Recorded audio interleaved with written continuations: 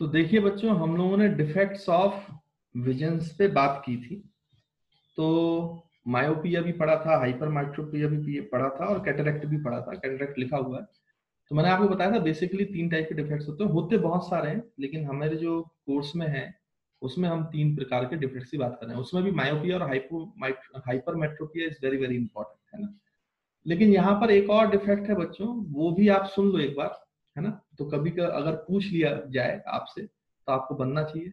तो देखो, यहाँ पे मैं जल्दी से बता देता हूँ।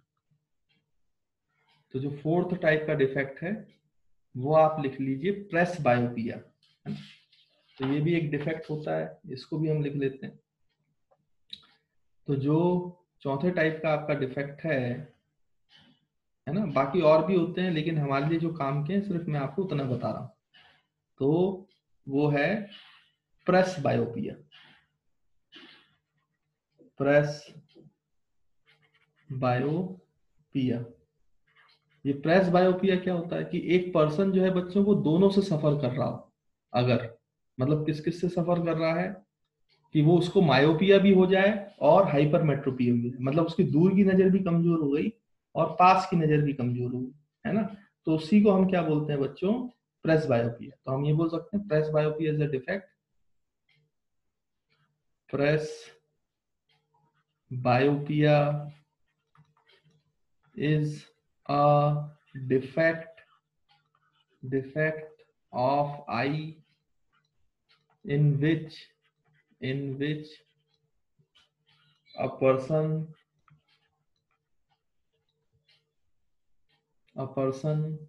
cannot see far off objects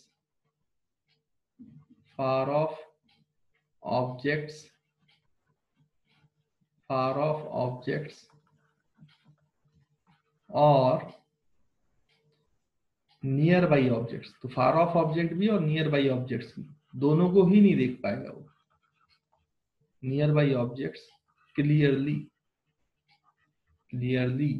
तो उसी को हम बोलते हैं डिफेक्ट को प्रेस बायोपिया।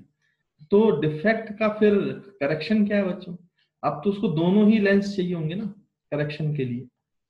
तो प्रेस बायो का करेक्शन है ऐसा लेंस जिसमें दोनों वो होते हैं, इंक्लूड होते हैं, कॉनकेव भी और कॉन्वेक्स भी। तो ऐसे बच्चों लेंस बनाया जाता है जिसके टॉप पॉइंट पर, भाई ये जो इसका आधा पोर्शन है ऊपर वाला हिस्सा जो है वो कॉनकेव लेंस जैसा बिहेव करता है। क्योंकि जब आप देखते हो दूर चीज को तो आप नजरें उठा के देखते हैं, तो दूर वाली चीज को ऊपर से दिखाए देखते हैं आप लोग।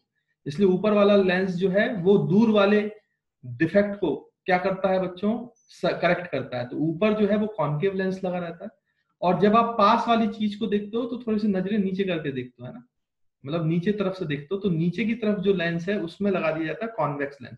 तो ये हाइपरमेट्रोपिया को क्या करता है बच्चों, डिफेक्ट को सॉल्व करता है। तो इस तरीके से इस लेंस को, क्योंकि इसमें दो फोकल लेंथ होंगी, एक कॉन्वेक्स वाली भी और एक कॉन्केव वाली भी, तो इसी को बोला जाता है बाईफोकल लेंस। बाईफोकल लेंस, है ना बच्चों। तो याद रखेंगे कि प्रेस बायोपिया का जो करेक्शन है वो बाईफोकल लेंस से किया जाता है। तो टॉप में कॉन्केव लेंस है और बॉटम में कॉन्वेक्स लेंस है। तो आपने देखा होगा कई जगहों पर इस तरीके से, भाई जहां जहां वो चलती है ना आपकी बच्चों, क्या बोलते हैं, जहां जहां गवर्नमेंट की कोई स्कीम वगैरह चलती है वहां पे ऐसे गांधी जी का चश्मा बना देते हैं। तो वो जो गांधी जी का चश्मा होता है वो एक्चुअली में बाईफोकल लेंस था। तो वो ऊपर कॉनकेव लेंस रहता है और नीचे कॉन्वेक्स लेंस रहता है ना। तो ये प्रेस बायोपिया का करेक्शन है। तो आई होप आपको समझ में आया होगा कि प्रेस बायोपिया डिफेक्ट क्या होता है और इसमें इसको करेक्ट कैसे किया जाता है ना। तो एक छोटी सी और डिफेक्ट था जो कभी पूछ लिया जाए तो आपको आना चाहिए, इसलिए मैंने यहाँ पे आपको बता दिया। तो ये मेन 4 डिफेक्ट्स होते हैं आई के। उसमें से मायोपिया और हाइपरमेट्रोपिया इज मोस्ट इंपॉर्टेंट, क्योंकि उससे ज्यादा सवाल आएंगे। बाकी इसमें से तो आपको मतलब कभी पूछ ले तो अच्छी बात है, हमें पता है क्या होता है कैटरेक्ट और प्रेस बायोपिया। और नहीं पूछेगा तो कोई दिक्कत ही नहीं। तो आई होप बच्चों आपको ये भी क्लियर होगा, समझ में आ गया। तो देखिए स्टूडेंट्स, जो अब हमारा नेक्स्ट सेक्शन है वो है परसिस्टेंस ऑफ विजन, है ना। तो ये भी कभी पूछ लेते हैं तो हमें पता होना चाहिए, परसिस्टेंट ऑफ विजन। तो इसमें देखो ये लिखा रहता है, जैसे मैं आपको बताऊं तो आपकी आई पर कोई भी इमेज बनती है बच्चों, जब तो आपकी आंखों में जैसे मान लीजिए कि यहाँ पे रेज आई और रेटिना पे इमेज बन गई, तो रेटिना क्या करेगा कि उससे सिग्नल जनरेट करेगा रॉड्स और कोन्स की मदद से, और वो सिग्नल्स ऑप्टिक नर्व के थ्रू आपके ब्रेन पे पहुंचाई जाएगी, ब्रेन पर। फिर ब्रेन उसको प्रोसेस करेगा कि आपने कुछ देखा है, और प्रोसेस करके आपको समझ में आता है, आपके सामने एक इमेज दिखाई देती है, तो आपको एक इमेज समझ में आती है, तो इस तरीके से आपको इमेज दिखाई देती है। तो ये पूरी प्रोसेसिंग है। हालांकि इसमें ब्रेन में क्या होता है, क्योंकि ये कॉन्वेक्स लेंस है बच्चों, हमारा जो आई लेंस है वो कॉन्वेक्स लेंस है, तो जो ये रेटिना पे इमेज बनाता है वो रियल एंड इन्वर्टेड होती है। मतलब आपने एक ट्री को जो है वो सीधा ऐसे खड़ा हुआ है, इसकी इमेज आपकी रेटिना पे उल्टी बनती है, उल्टी। लेकिन ब्रेन जब प्रोसेस करता है तो उसको वापस इरेक्ट करके दिखाता है, तो हमें चीजें सीधी दिखाई देती हैं, वो हमारी ब्रेन का प्रोसेसिंग है। तो किसी इमेज का बनना, फिर उसका प्रोसेसिंग होना, और फाइनली हमें समझ में आना कि हमें कुछ चीजें दिखाई दे रही हैं, इस पूरे समय में एक पर्टिकुलर पिक्चर को प्रोसेस करने में, या उसके बनने से लेकर दिखने तक की प्रोसेस में कुछ समय लगता है बच्चों। उस समय को बोला गया परसिस्टेंस ऑफ विजन। और ये जो समय है जो इमेज के बनने से लेकर पूरी प्रोसेसिंग में लगता है और हमें दिखाई देता है, ये जो है ये 1/16 सेकेंड है, 1/16 सेकेंड। तो ये जो समय है जो पूरी प्रोसेसिंग में लगता है, इसी को हम बोलते हैं परसिस्टेंस ऑफ विजन। तो यहाँ पे देखो लिखा हुआ, the ability of eye to retain an image, मतलब एक इमेज की प्रोसेसिंग होने में कितना समय लगता है, कितने देर रिटेन कर पाता है, retain in image on retina, retina में कितने देर रह पाती है, फॉर सम टाइम, तो कुछ समय के लिए वो रहती है, even after the removal of object.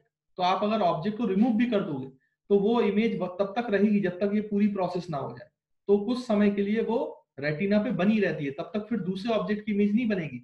Is called persistent of vision. तो ये जो समय है इसी को हम बोलते हैं परसिस्टेंस ऑफ विजन। तो फिर से देख लो, पढ़ लो, the ability of eye to retain an image on retina for some time even after the removal of object is called as persistent of vision. Generally for human eye, जो हमारी human being की eyes हैं, generally for human eye the persistent time, जो persistent time है, is approximately 1/16 second.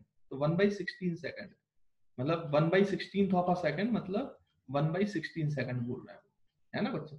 और इसमें लिखा है it is due to the sustenance of sensation of vision.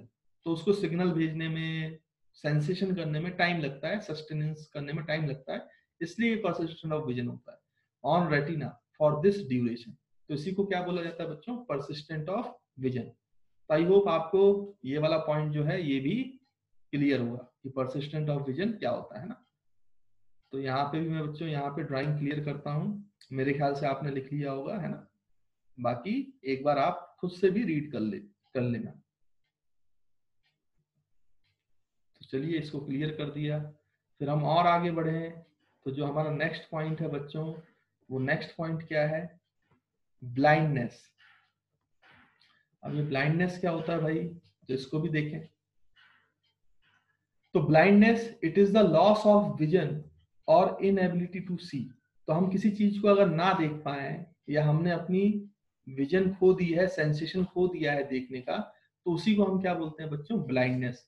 It may be by birth, तो ये बर्थ से भी हो सकता है, और ड्यू टू सम एक्सीडेंट, किसी एक्सीडेंट से भी हो सकता है, और बाई सम डिसीज, और किसी बीमारी से भी हो सकता है। तो किसी से भी हो सकता है ब्लाइंडनेस की जो प्रॉब्लम है। तो इट मे बी क्यूरेबल और इनक्यूरेबल। तो कुछ ब्लाइंडनेस जो होती है उनको क्योर किया जा सकता है, क्यूरेबल है, बट कुछ होती हैं जो आपका इनक्यूरेबल है, तो वो क्योर नहीं होती। जैसे कि कौन सी ब्लाइंडनेस जो है क्यूरेबल है, जो blindness caused due to opaque cornea. तो कॉर्निया की ओपेसिटी की वजह से हो, आई लेंस की ओपेसिटी आ जाए, और eye lens can be treated by surgery. तो सर्जरी से आप उस ब्लाइंडनेस को हटा सकते हो, रिमूव कर सकते हो। बट अगर रेटिना में कोई डिफेक्ट आया है, तो because of change in retina, तो रेटिना के डिफेक्ट को क्योर नहीं कर सकते आप। अभी हमारे पास इतनी टेक्नोलॉजी नहीं है कि रेटिना के डिफेक्ट को सही करके जो ब्लाइंडनेस है उसको सही किया जा सके।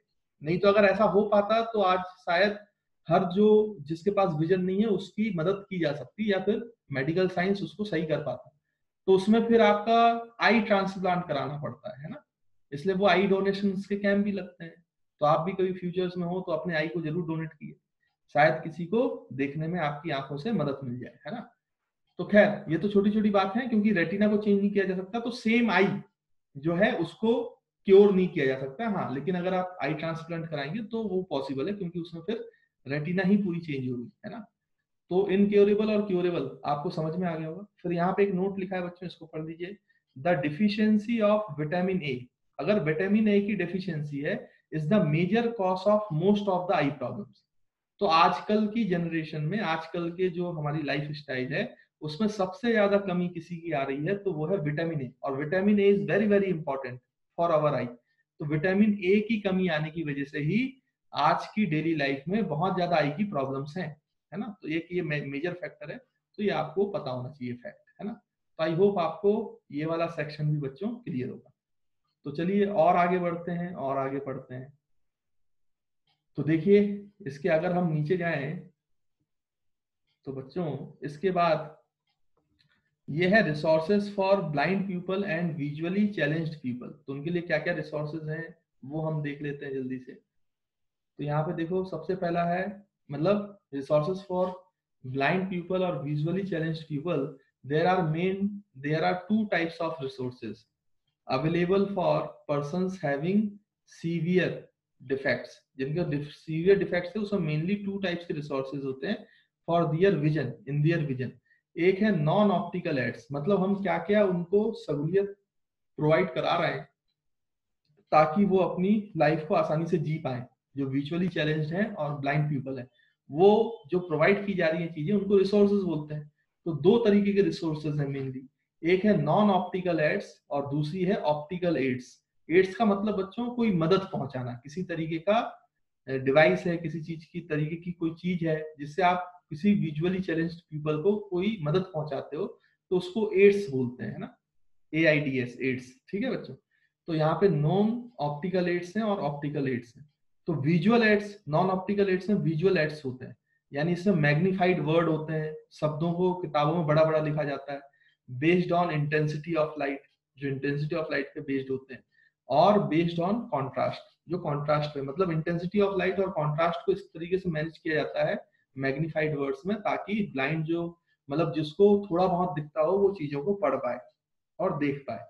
फिर इसमें टेक्चुअल एड्स होते हैं, जैसे ब्रेल सिस्टम, जो आप लोगों ने सुना होगा ना, जो ब्लाइंड पीपल होते हैं वो ब्रेल सिस्टम में पढ़ाई करते हैं, यानी उनकी जो किताबें होती हैं उनमें कुछ पैटर्न्स होते हैं, डॉट पैटर्न्स होते हैं, तो वो डॉटेड पैटर्न्स को छूकर, पैटर्न को छूकर वो पता कर लेते हैं कि क्या लिखा हुआ बुक्स में, ना। तो ब्रेल सिस्टम है, स्लेट सिस्टम है, स्टाइलस है, तो ये अपने अपनी जगहों पर अपना अपना काम करता है।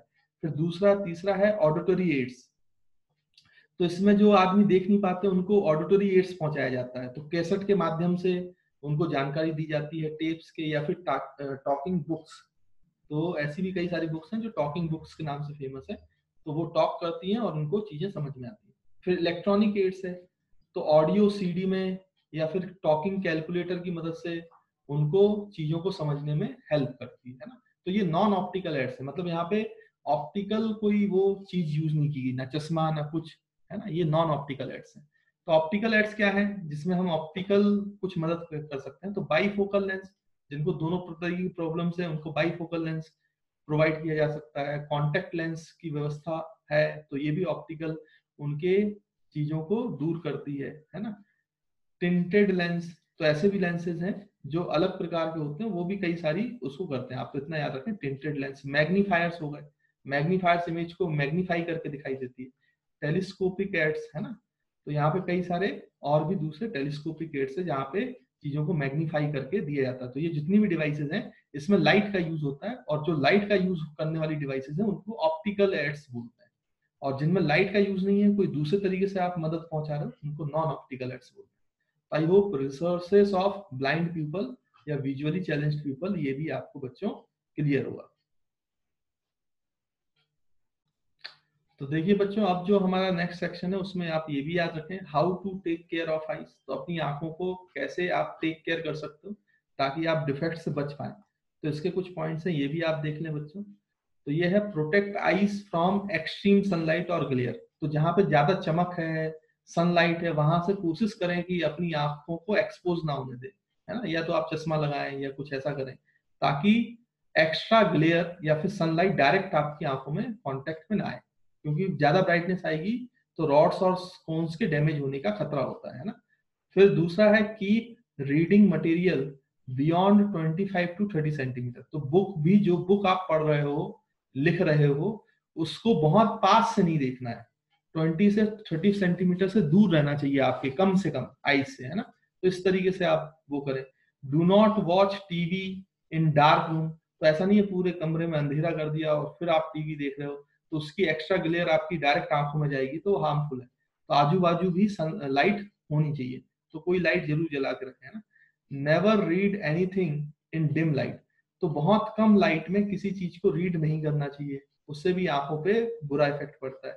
Take diet rich in vitamin A. जैसे मैंने आपको बताया आजकल की लाइफ स्टाइल में सबसे ज्यादा कमी किसकी आती है, विटामिन ए की। तो उसकी वजह से आंखों में ज्यादा डिफेक्ट होते हैं, है ना।